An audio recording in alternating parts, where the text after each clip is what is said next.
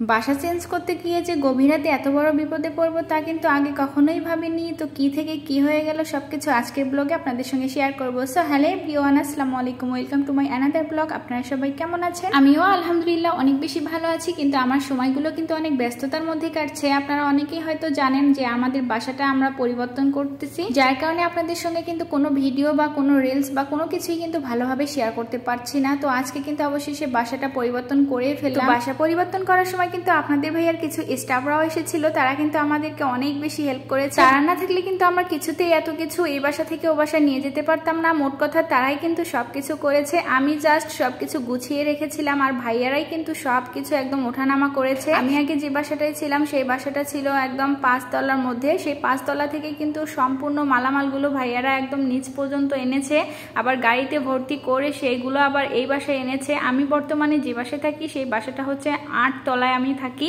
আর এই বিল্ডিংটা হচ্ছে 10 তলা। এখানে লিফটের ব্যবস্থা আছে, কিন্তু এই বাসায় আসতে গিয়ে চরম বিপদে পড়লাম গভীর রাতে। আমি যেহেতু এই নতুন বাসাটা শুধু একদিন মাত্র দেখতে এসেছিলাম, তাই কিন্তু ভালোভাবে আমি রাস্তাঘাটগুলো চিনি না। বাসা পরিবর্তন করার জন্য কিন্তু আমাদের বাসায় এক আঙ্কেল আন্টিও এসেছে আমাদেরকে হেল্প করার জন্য। তার কারণে আমরা কিন্তু অনেকগুলো মেম্বার ছিলাম বাসা পরিবর্তন করার জন্য। তো আসতে ধরে তো গাড়ির মধ্যে সবাই একসঙ্গে হচ্ছিল না। আপনাদের ভাইয়ার এক স্টাফ আর আমি কিন্তু আলাদাভাবে এসেছিলাম, আর সবাই হচ্ছে গাড়ির মধ্যে ছিল, আর আপনাদের ভাইয়ার সঙ্গে তার কিছু স্টাফ মোটরসাইকেলে ছিল। তো এভাবে আমরা আলাদা আলাদা ভাবে আসছিলাম। আপনাদের ভাইয়ার স্টাফ আর আমি কিন্তু অটো রিক্সাতে করে আর কি বাসার উদ্দেশ্যে আসছিলাম, কিন্তু রিক্সাওয়ালা আমাকে আপনাদের ভাইয়া অন্য ভুল ঠিকানা দিয়েছিল, যার কারণে পুরো চট্টগ্রাম শহর আমাদেরকে এত রাতে ঘুরিয়েছিল মামাটা। যেহেতু এই পাশের রোডগুলো আমি কিছুতেই ভালোভাবে জানি না, চিনি না, তার কারণে অনেক বেশি ভয় পেয়ে গেছিলাম। আর রিক্সাওয়ালা মামাকে বারবার বলছিলাম যে আপনি কোন দিকে যাচ্ছেন, না বাসা তো এদিকে না। রিক্সাওয়ালা মামা তো কিছুতেই আমার কথা শুনছিল না, তিনি বারবার বলছিল আপনার হাজবেন্ড আমাকে ঠিকানা বলে দিয়েছে, ওই ঠিকানায় নিয়ে যাচ্ছি। আসলে আমি তো রাতে এসেছিলাম, যার কারণে একটু একটু মনে ছিল, কিন্তু রিক্সাওয়ালা মামা তো কিছুতেই আমার কথা শুনছিল না, অন্য পাশে নিয়ে যাচ্ছিল।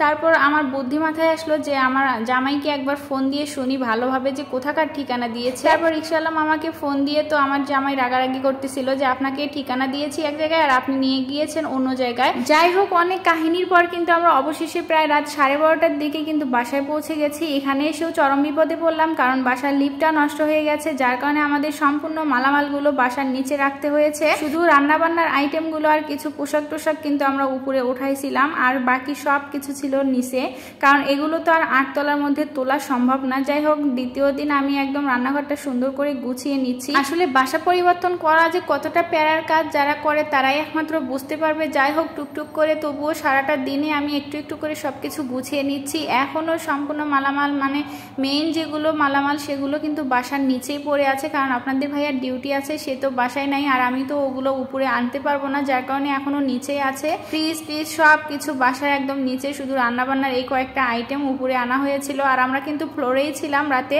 কারণ আমরা খাট টাট কিছুই আনতে পারি। কিন্তু একটা কথা সত্যি যে বাসাটা কিন্তু আমার অনেক বেশি পছন্দ হয়েছে, বাসার পরিবেশটাও অনেক বেশি সুন্দর। ফ্যান দেওয়ার তো প্রয়োজনই হয় না, এত পরিমাণে বাতাস আসে। এই যে সারাদিন এত টুকটুক করে সবগুলো কাজ গুছিয়ে নিলাম, তারপরে হঠাৎ করে মনে হলো আমি তো সারাদিন কিছু খাইনি, এদিকে আছি আমি ডায়েটে, কিন্তু ডায়েটের কোনো খাবারই এখন বর্তমানে আমার কাছে নাই, কারণ ফ্রিজটা হচ্ছে বাসার নিচে রাখা, আর এখন তো বাসার নিচে নামা আমার পক্ষে সম্ভব না, কারণ প্রচুর খিদা লেগেছে।